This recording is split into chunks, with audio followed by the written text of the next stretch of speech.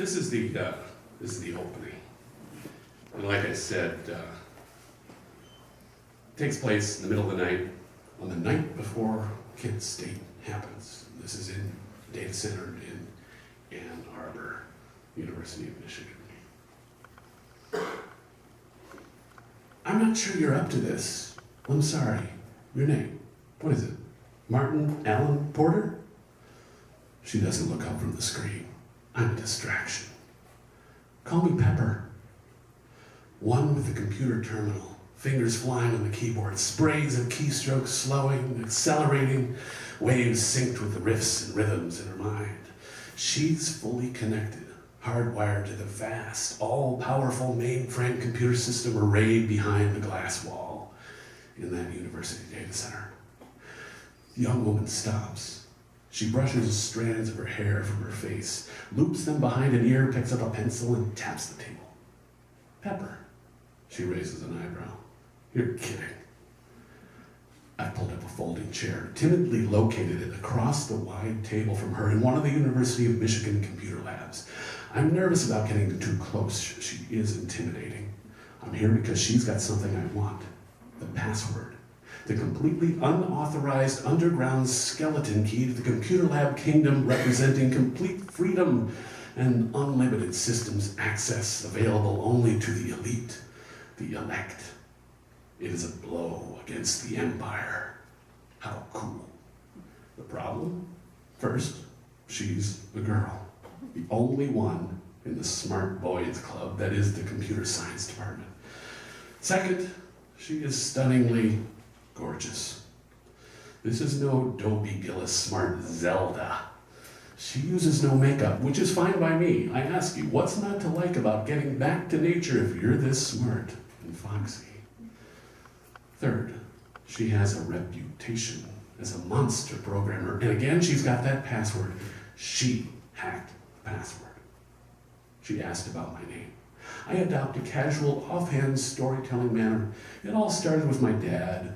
See, he's an old baseball. You strike me as the type who's all for tearing down walls and making things happen as long as it doesn't interfere with your comfortable, hunky life or a golf game. Huh? Are you committed to what? She sighs. Look, I can tell you're pretty smart. You have been recommended, and we've had those 2 classes together. It's true. She was the one sitting aloof in the back of the classroom, not part of the scene, yet somehow shining with an aura of inaccessible brilliance. It's evident she's much smarter than me. One time, a visiting professor asked some bizarrely tough questions, and on the fly, she created an algorithm so new and unexpected, so clearly correct, he was forced to concede that even a girl might have a shot at a career in computer science. The fact that she, this woman, even acknowledges my existence is cause for jubilation. But her question, her accusation, is valid. Am I committed? And to what? She returns to the keyboard, playing the keys, intensely, artfully lost in her programming, her coding. She's probably skulking about in the online bowels of the administration mainframe, checking my transcript, verifying my technical worthiness. From an olive drab rucksack festooned with embroidered rainbowy peace signs and Vietnam War moratorium buttons, she removes a black notebook about the size of a clipboard, riffles through it, places it by her side. Reading upside down, I see that she's consulting an elaborate handwritten table containing both alpha and numeric information.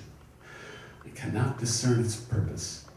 With a slender finger, she follows the X and Y axis, locating the multiple mysterious glyphs and sums. I say nothing. I want the password. Freedom. The password.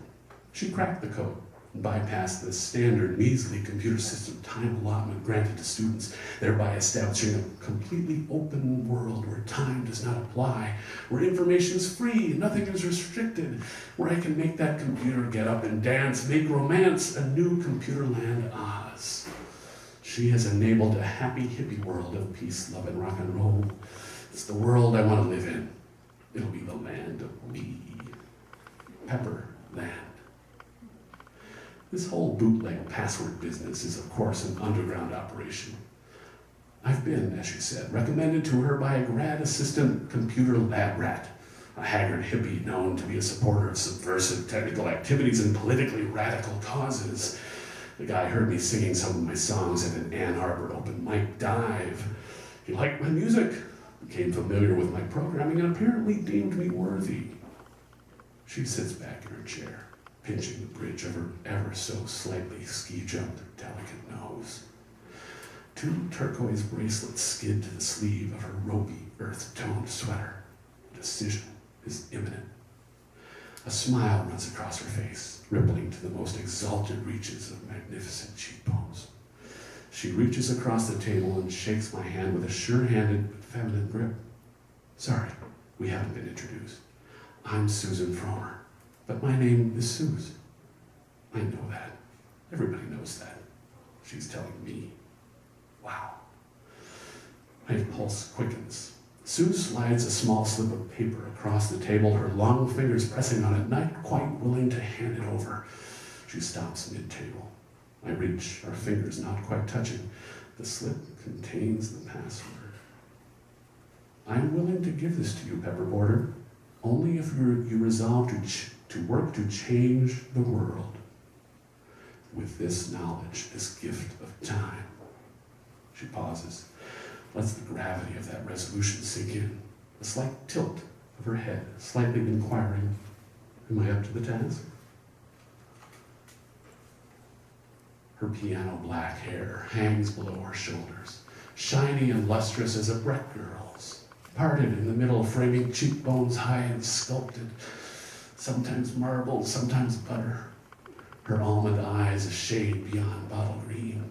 Then the angle of the light changes and there's a glint of gray-green. Her makeup-free skin mixes strawberries and cream in a field of windy, waving summer grass. Her mouth is wide, her toothy grin, when granted, reveals a gap in her 2 front teeth. A gap, I hear, she swears, never to fix. Why would she? She eventually will tell me that she is not defined by some male idea of female perfection. The slip remains fixed on the table under our fingers. A hint of that slightly crooked smile crosses her face again. With all the resolve in my body, I firmly state that I will indeed work to change the world, what every 19-year-old should hope to do. She says, put everything at risk. Her voice lowers. No fear, uncertainty, or doubt. Suze releases the password. The guitar pick in my pocket. A warm blue slice of celluloid I always carry. It vibrates, hums, and rattles. This almost never happens. It's a sign of what I don't know, but I smile. I am admitted to a shrouded skull and bones, secret sharing society, a victory that will forever change my life's direction. Now I have private unlimited access to one of the world's largest and most advanced academic computer systems in the world. I suddenly have my own mainframe computer. Like my guitar, I can pick it up anytime and play. A new world. I thank her extravagantly. The smile flickers again like a firefly in a summer night. She resumes work and I leave. Mission accomplished. In my room, I exult and crank tunes, appropriately guitar-heavy, pointed to the sky, heroic, celebratory. My headphones burn till the gray dorm dawn. Finally, I sleep. I dream of guitars, memory, and disk drives, and Suze. Later that day, Kent State happens. Horror, anger, 4 dead in Ohio. Suze, running with a political crowd, marches in the streets, carrying signs and singing songs. I'm there, I sing, I march, though I'm only a satellite, a minor moon. Her fuse, however, is lit. That's the end of episode 1.